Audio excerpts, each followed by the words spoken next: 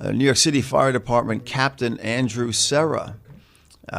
He's on the line with us now. And Captain Serra, thanks for joining us. I've been talking about your book called Finding John. Hello. Yeah, hello, Andy. Are you with us?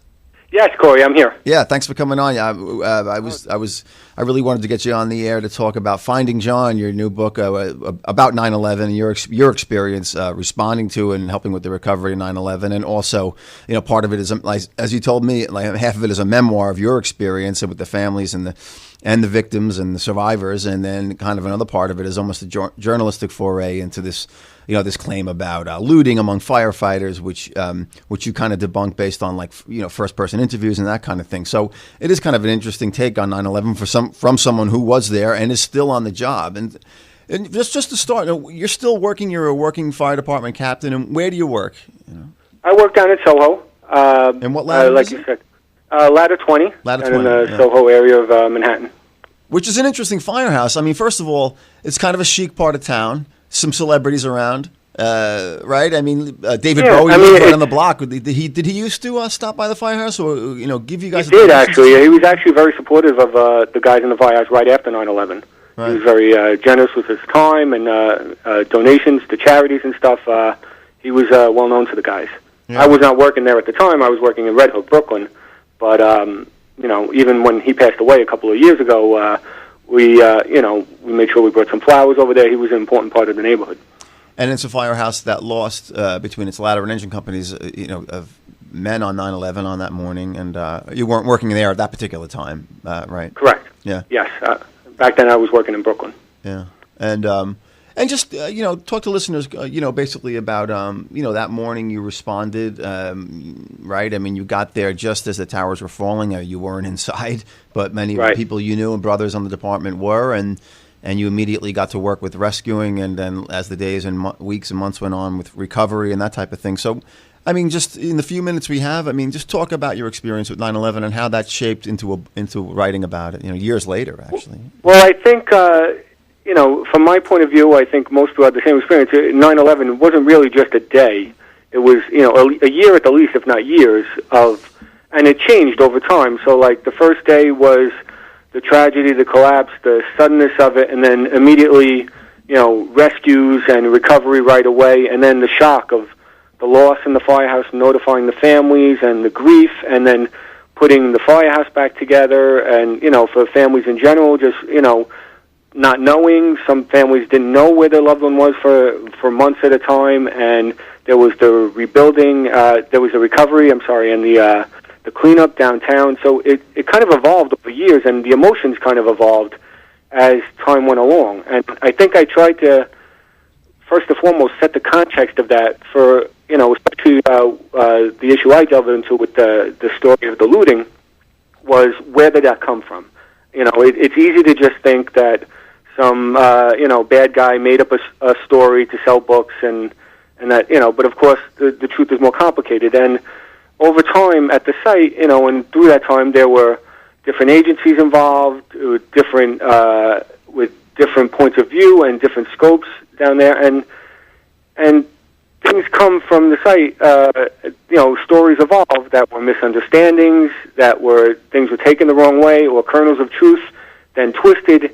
And I really wanted to get the context for where these stories came from, and do my best to set the record straight. Right. Now, you were a writer long before this book came out. In fact, you have a couple of previous books that were not memoirs, that were novels set, of all things. You have a master's degree in Italian literature, so you have one that's kind of set in the Italian Renaissance or centuries back, and one with the French Revolution. And we can get to that in a second, but my question, I guess, now is, why did it take you so long to write about 9/11? Was it too raw? Was something to do with the pain and emotion? It's something I wanted to do for years. I always felt like, with this story in particular, I felt needed to be told, but I just, for the longest time, I didn't think I could do it. I would try to organize my thoughts, or try to even to think about starting writing. It felt overwhelming to me.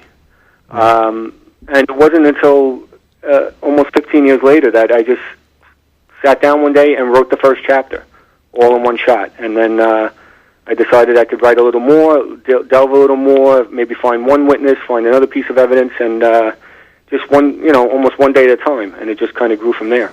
Yeah, and it's interesting to me as you as a firefighter and a writer, those two things, kind of parallel in your life. Like you grew up in Staten Island, like you told me, very much out of that kind of cop and fire department culture. You get on the job, that's what you do in certain families, and even your mother made you, like you told me, like I don't care what you do, you can do what you want, but you got to take the tests. That's just like cultural. That's just like right across the board. I mean, like an obligation, and which you did, and you got on, and. But you also went to college, and you also got 2 masters, and you went back to school when you were on the job, and you became a writer. And it's funny that you took these forays. You visited Italy, you learned Italian, you learned French, you wrote in those kind of in those contexts, and then you kind of came back years later and wrote and kind of came back to the almost like the fire culture, the fire department, writing about that. So it was almost like in a way, it took a detour from. Almost avoiding it or running away from it, And I think maybe I needed to do that to, see the world a little bit, to come back to that point of view. And I definitely think the other 2 books, being historical novels, the research involved and all, definitely were, an invaluable experience when I was trying to put this memoir together, So, maybe everything happens for a reason. I was able to being drawn to my interest, drawing me to traveling and to writing and to history, gave me that experience that I was able to draw from when putting this book together. Right, and although 9/11 became unfortunately such a historical event and tragedy, and one that you started writing about, as you told me, like because of a poem a poem in Italian that you wrote about 9/11, right? Right, it was when studying, the masters of the Italian Renaissance, the epic poets.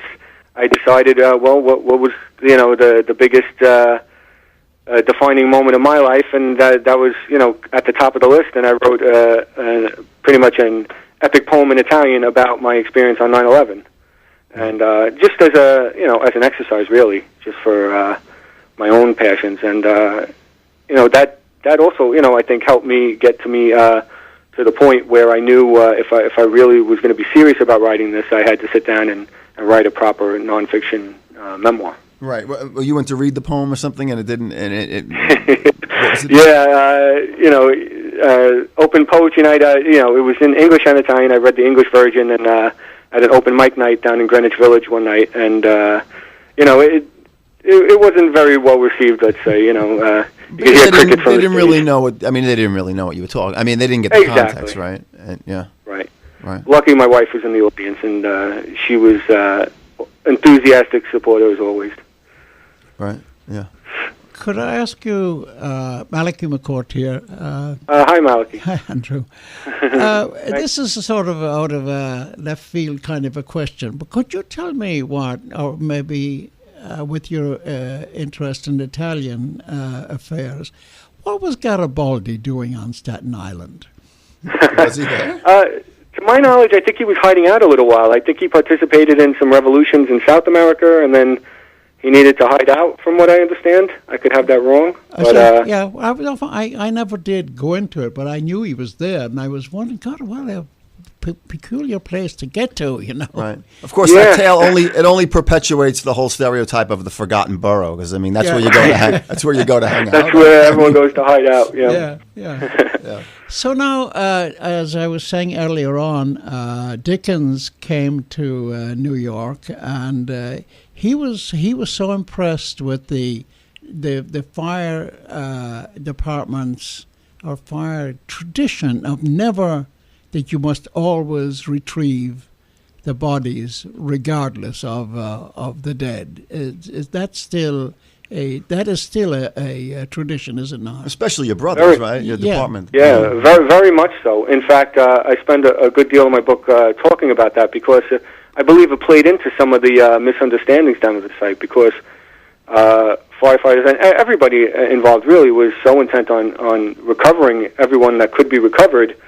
I think, it upset people who were more worried about schedules and keeping on time and, So I think, it was an important part of the history of the 9/11 recovery, but it's more than that. It's very much a deep felt tradition on our job.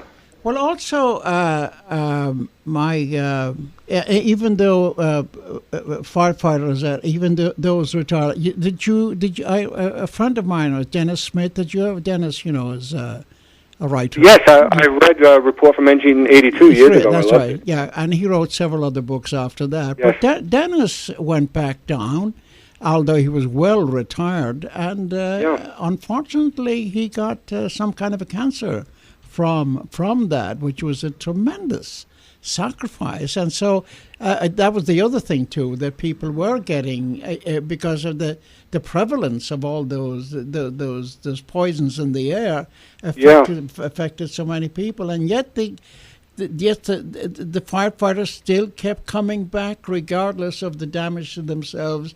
That ancient tradition of retrieving the bodies of the dead, I think, is admirable in so many ways. It's so noble. I just can't get over the sacrifice that so many people made so that the right thing would be done. Yeah, I mean, I think perhaps we didn't know the extent of everything we were exposed to, but we for sure knew that there were risks, and we still felt there was meaning to returning remains to their loved ones. And also the other thing, of course, is that our Michael Haskins here, his beloved wife Ginger wrote a wonderful book about the fire department and certain practices that were not acceptable in the racist department. But I think that is I think being resolved in so many ways now. I don't think it's like that anymore. The push towards a more diverse membership. Yes, and I think I've maybe because the neighborhoods I've worked in over my years, I've worked in diverse areas. I've been lucky enough to have very diverse companies I've worked in, and the brotherhood I think is first and foremost. That's been my experiences. Yeah. I knew a man named John Grogan from Staten Island. He was a chief up in Harlem, actually, but he was a grand man too. It was anyway. It's an amazing. There are times there when I get so angry at people, at the stupidity of people who cause fires, and of course all fires are needless in that sense, except the ones you have for cooking. But to leave pots on stoves or keeping loose towels near open flames, and then you get a vacant. Here's what I was saying to Corey on the way over here, that I remember that there was a vacant store somewhere. It was not closed. It was vacant, not even used, and somebody starts a fire. The lads go out to put it out, and two of them get killed on a stupid, bloody, empty store. And I think, then I don't believe in the death penalty, but that's sometimes, I think, for people who do that should not live themselves. I think people don't think of the consequences 2 steps down the road of their actions, Right, because every time I see a fire engine going out, I know that you never know what's going to. I don't have to tell you, but I just get that feeling. God, do they know? What are they all going to come back safely? That's my immediate thought. There it is. So, Captain, tell us a little bit about the literary tradition in the fire department, such as it is. Yeah. I mean, we've had on this fellow Billy O'Connor, who's written a very, very different book than yours, but it's definitely entertaining. I mean, his career's done. He's retired, but he was ran a bookie thing up in the Bronx at the time, and he took his job seriously, but on the side it was a lot of drinking culture and that type of thing. But I mean, it's a very different book. But nevertheless, I mean, are there guys on the job who do write? I mean, do they connect with you at all? Do people know that you're a writer, either the guys in your house or on the job in general? Here and there. I mean, obviously, as you guys were saying, Dennis Smith is probably the best example. His book was a bestseller and very popular. But there's like I was saying the other day, the full gamut. I work with guys with law degrees. firefighters who, fellowships at universities, and they bring all their experiences, to the table. I think I'm sure there are plenty of other published authors out there, that have, you see, I've seen quite a few, like retired firefighters telling, their funny stories on the job or their experience, Right. memoirs as far as, their different experisions. I mean, there must be so much storytelling in the firehouse, especially when you guys are doing what you call mutuals, where you're spending a lot of time on different shifts. You're kind of living together. We always hear about the Right. cooking together and all that stuff, but there must be a lot of, kind of shooting the bull. When it's just so many stories. Yeah, and since the book came out, guys I've worked with over the years have been like, "Oh, you should write about remember that time," and there's been no shortage of that, and there's really thousands of stories, really. Yeah. I get reminded of them it's hard to think of them all at once, when a little thing reminds you of it, or you run into somebody and you remember a crazy story, and they're right, they are interesting and telling stories. I mean, think how they'd be translated into Italian. I don't. Some things I don't know if you can. A Petrarchian sonnet or something of Boccaccio, is a Boccaccio-esque.